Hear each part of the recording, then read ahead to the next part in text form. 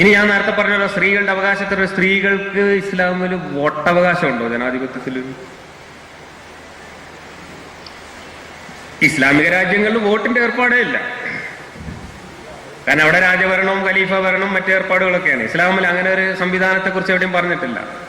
നബി മരിക്കുന്നത് വരെയും നബി മരിച്ചാൽ ആരാണ് ഖലീഫ ആവേണ്ടതെന്ന് പറഞ്ഞു കൊടുക്കാൻ നബി മറന്നുപോയി, അള്ളയും മറന്നുപോയി.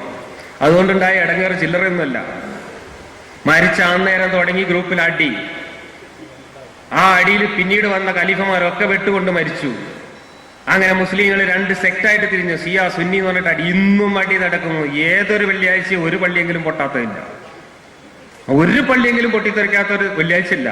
എന്താണ്? പാകിസ്ഥാനിൽ പൊട്ടുന്നു, ഇറാഖിൽ പൊട്ടുന്നു, ഇറാനിൽ പൊട്ടി. ഷിയാക്കളും സുന്നികളും ഉള്ളിടത്തൊക്കെ ഷിയാക്കളെ പള്ളിയിൽ മറ്റൊരു ബോംബ് വെക്കുന്നു, സുന്നികളെ പള്ളിയിൽ മറ്റൊരു ബോംബ്. മുഹറം 10 എല്ലാ മുഹറം 10 ഒരു 100 ആളെങ്കിലും മരിക്കും. ഇപ്രാവശ്യം മരിച്ചു പാകിസ്ഥാനിൽ.